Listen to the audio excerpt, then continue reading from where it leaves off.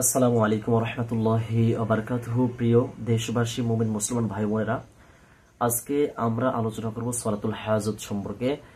আর সলাতুল হাজতের সম্পূর্ণ নিয়ম নীতি আপনাদেরকে বলে দেওয়ার চেষ্টা করব। আমি আছি ওমর ফারুক, আপনারা দেখছেন বুশরা টিভি।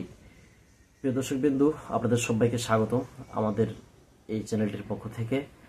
দর্শকবিন্দু, আজকে আমরা যে বিষয়টির উপর আলোচনা করব, সরাসরি সেই বিষয়টির উপর চলে যাচ্ছি। সলাতুল হাজত, আসলে কোরআন এবং হাদিস থেকে সলাতুল হাজত নামে কোনো নামাজ পাওয়া যায় না।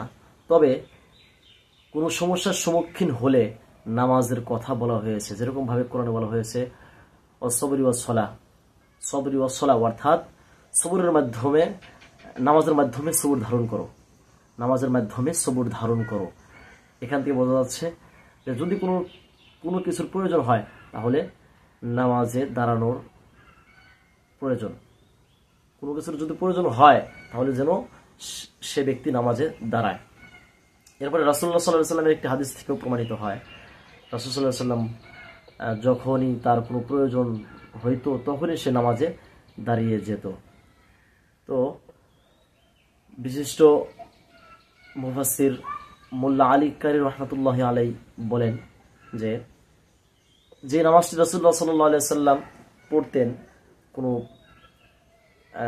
অসুবিধা হলে, তাহলে এই নামাজটিকে সলাতুল হাজত বলে বলা যেতে পারে। এটা কিন্তু আসলে ডাইরেক্টলি কোরআন থেকে সলাতুল হাজত না, কিন্তু আসলে মানুষের হাজত পূরণ হওয়ার কারণে মানুষ যে নামাজটা পড়ে সেটাকে আমরা সলাতুল হাজত বলতে পারি। যে দর্শক বিন্দু, এখন আমরা জানবো সলাতুল হাজত পড়ব কিভাবে। সলাতুল হাজতের জন্য আমরা বিভিন্ন সময় বিভিন্ন দোয়া পড়ে থাকি।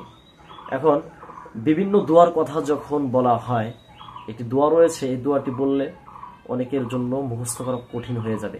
আসলে দোয়ার মধ্যে চাওয়া হচ্ছে আল্লাহ আপনি মাফ করেন, আল্লাহ আমার ঋণ পরিশোধ করে দেন, আল্লাহর কাছে বিভিন্ন জিনিসই চাওয়া হচ্ছে। তো আপনি যদি ওই জিনিসগুলো বাংলায় চেয়ে নিতে পারেন তাহলে কিন্তু আরবিতে দোয়াগুলো করতে হয় না। আর মূল কথা হচ্ছে, আপনি সলাতুল হাজত পড়ে এই নামাজটা পড়ার পরে আপনার যা প্রয়োজন আপনি সেটাই চাবেন। আপনার দুনিয়া আখিরাতের যত যা চাওয়ার প্রয়োজন আপনি সেটাই চেয়ে নেবেন আল্লাহ তাআলার কাছ থেকে। এজন্য আপনাকে কোনো ধরনের যে আরবিতে দোয়া মুখস্থ করতে হবে তা না করলেও চলবে। এখন সলাতুল হাজত আমরা পড়ব কিভাবে। আমাদের এলাকায় একটা প্রচলন রয়েছে যে সলাতুল হাজত এর নামাজ আদায় করতে হলে সূরা ইখলাস ৩৩ বার, এরকম আরো বিভিন্ন দোয়া কালাম আমরা একত্রিত করেছি, কিন্তু আসলে এরকম নয়। সলাতুল হাজত আদায় করতে হলে আমরা সচরাচর যেরকম ভাবে সুন্নত নামাজ পড়ে থাকি কিংবা নফল সালাতগুলো আদায় করে থাকি, ঠিক ওরকম ভাবেই আমরা নিয়ত করব আর নামাজ আদায় করব। হয়তো এতটুকু বলতে পারি যে সলাতুল হাজতের নামাজে নিয়ত করতেছি, আল্লাহু আকবার। এরপর আরো একটি পয়েন্ট হচ্ছে, আমরা কত রাকাত নামাজ পড়বো। আবার 2 রাকাত, 4 রাকাত, 8 রাকাত, মানে যত রাকাত আপনার প্রয়োজন আপনি তত রাকাতই এই সলাতুল হাজতের নামাজ আদায় করতে পারেন। যেহেতু আমাদের সামনে রমজান মাস প্রায় শেষের দিকে চলে আসছে, আমাদের লাইলাতুল কদরের বিভিন্ন আমলও আমাদের করতে হবে। লাইলাতুল কদর সম্পর্কে আমি কয়েকটি ভিডিও আপলোড করেছি, সেই ভিডিওর লিঙ্কগুলো এই ভিডিওর ডিসক্রিপশন বক্সে দিয়ে দেওয়ার চেষ্টা করব। একটি ভিডিও দিয়েছি সলাতুল তাসবিহ, আরও একটি ভিডিও দিয়েছি সবে কদরের নামাজের নিয়ম।